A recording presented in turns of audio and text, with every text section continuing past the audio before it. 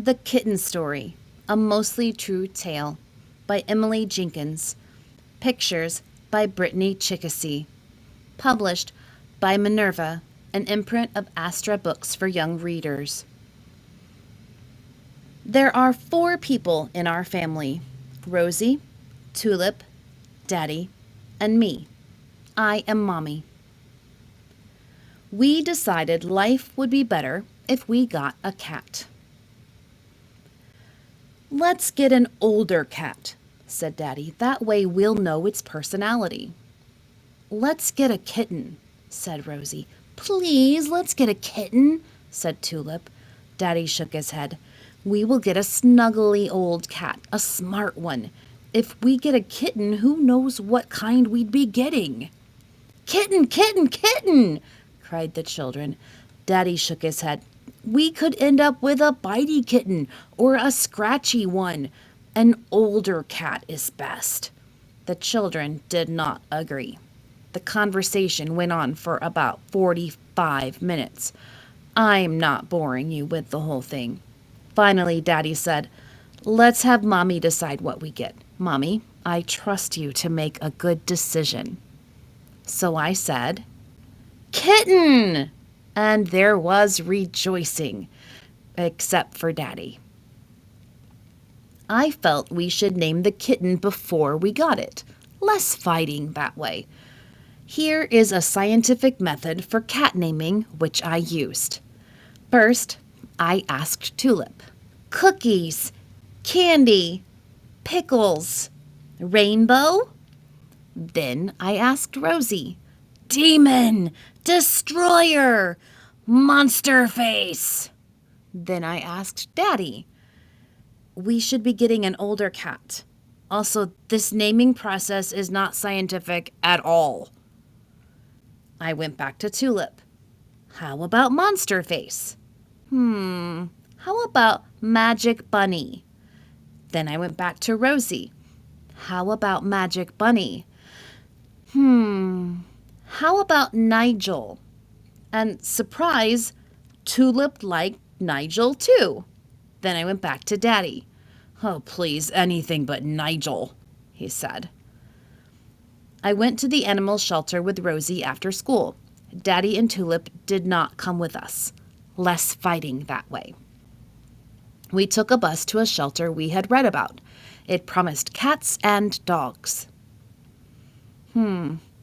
There was no sign for a shelter. It was just a house. The neighborhood was quiet.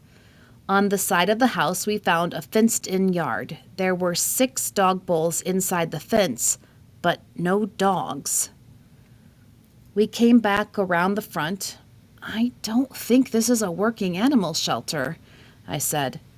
It's not. It's really creepy, said Rosie. Let's ring the bell. What? Our kitten might be in there. We need a kitten.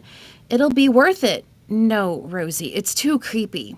I'm not scared. Let's ring. A neighbor man came by.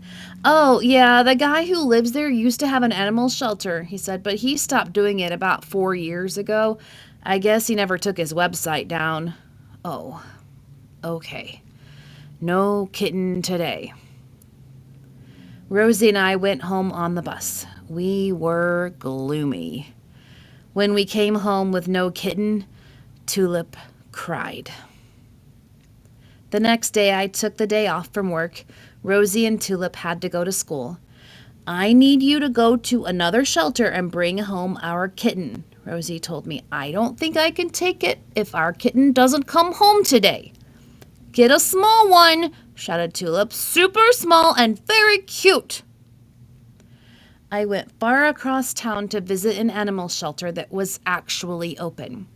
When I got there, I saw lots of kittens in nice cages. They were playing with each other and snoozing. Some were small, and others were smaller. But there was one kitten who wasn't in a nice cage. He was just in a cat carrier. He was peeking out of the carrier, so curious and bright. He could barely even turn around in there. He wasn't small. In fact, he was almost an older cat, and he wasn't very cute.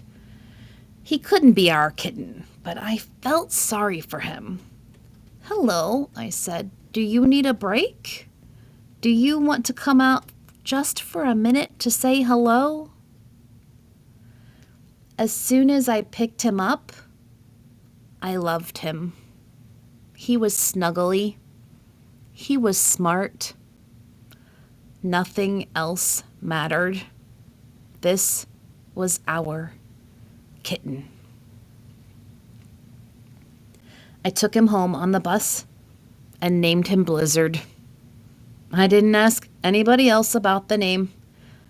Less fighting that way. Rosie loved him at first sight. Tulip loved him too.